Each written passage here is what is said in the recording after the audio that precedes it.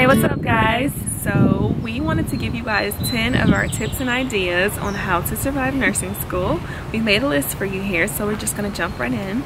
Tip number 10, do not feel overwhelmed. So yes, it will be a lot of material, a ton of material. It's going to be notes, lectures, syllabi from all over the place, but you just want to get everything, get organized, lay it all out, get yourself a planner, maybe a happy planner, something that's cute and will make you want to write in it, but just don't be overwhelmed. It will be a lot in the beginning, but I promise you'll feel better when you lay everything out. And there's just something about like being able to like check something off a list, because even now as a nurse, when I have a task and I check it off the list, there's just some satisfaction I get from that. So yeah, that's just an idea there for you. So tip number 9, stay ahead. Do not fall behind. Don't linger or lag around. Like, use weekends, holidays to your advantage. Like, study, get ahead of the material, study as much as you can. You can sleep when you graduate. Oh yeah. And that's just a joke, you guys. Like, obviously you need full sleep, but like, yeah, I know. Anytime that we have like a 3-day weekend, we're like, yes, more study time. You know, you get that extra time to study. Yeah. Okay, so tip number 8, take mental breaks. And this is one of my favorite tips because it's so important. You get so wrapped up sometimes and like, I have to do this and this and this and this and this. The next thing you know, like, you're exhausting yourself mentally, physically. You're not taking the rest that you need. You definitely want to get your rest in. You definitely want to have some kind of plan for like when you're going to cut off on your studying. And you definitely want to like say, okay, on this day I'm going to do this. Make time for things that are not nursing related, like maybe go to the spa. Something for you. Or maybe you can like go see a movie or like go shopping. Just do something. Even if you just like take a nap, have you like that certain time set aside where you're not gonna like be doing nursing. Take a mental break. You just have to step back from it sometimes. That's another way not to get overwhelmed. Yes. Tip number 7, ask questions. Like, you're still learning, you're still new with this, everything is new to you. Ask questions. That's the only way you're going to learn. Don't feel like self-conscious, like, oh, no one else is asking questions, I don't want to be that student, you know. No, ask as many questions as you feel is necessary for you to learn the material.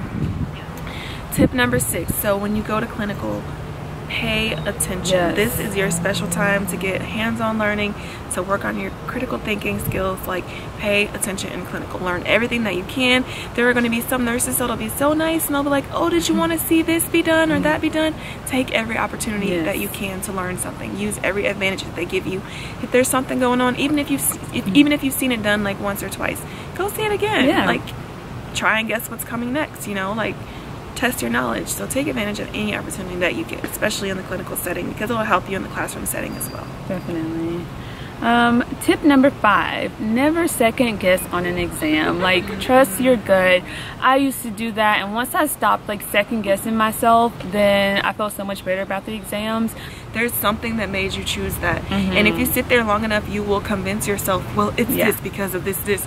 Unless you just walked into the test and you literally looked at something right before you walked in and you know for 100%, oh, I just looked at this and that's the right answer, do not change it.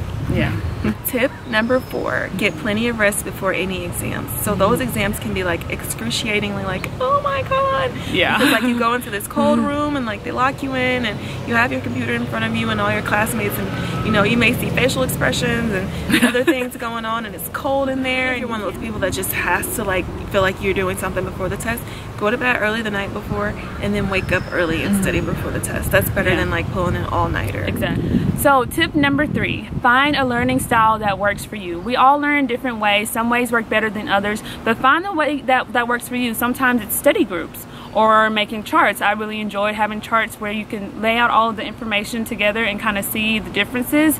So just get a learning style that works for you. Some people like CDs or listening, like audio.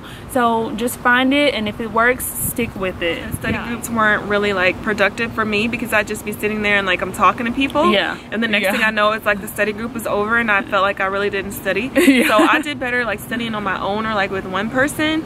But you know, it's different. Maybe you have like a dictator type person running your study group and they're like, okay, no talking, like only studying. So that would be a good study group. I found charts to be helpful for me because I like to like look at it here and there, and then like I loved highlighting. Like pretty much everything on my page would be highlighted, and I'm like, it's all important. And so like, you know, but everybody learns differently, and like rewriting helps me a lot. Oh yes, that does help rewriting me as well. Things puts it in your head, and like I love making flashcards. I made flashcards pretty much for like every test. I still have like tons of stacks of them. So Yeah, just find what works for you. Another method that works for me is like teaching. So if you feel like you know something, teach it to someone. I would teach my little brother, and if I'm not able to teach it, then I really don't know the material as well as I thought. So that method really helped me to kind of see what I knew and what I didn't know. Yeah. So tip number 2.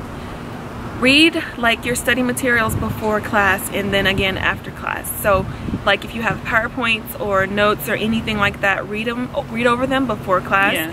While you're in class, pay attention to the teacher. Take extra notes on the side if you need to. If they say anything that's not in there, highlight in your book if you're going along in your book. And then after class, right after you learned it, go over it again just to kind of seal it in your head. And then that would be the time when I would make like my flashcards and things like that, when it's like really, really fresh. And for whatever reason, it made me feel like it stuck more. So yeah, you definitely want to spend time on the material as you learn it, and you don't want to like save everything for the last minute. Like, okay, it's Friday, I've done all my lectures all week, like now let me go into each individual thing that I've been learning all week. Like, do it as you get it. That will help.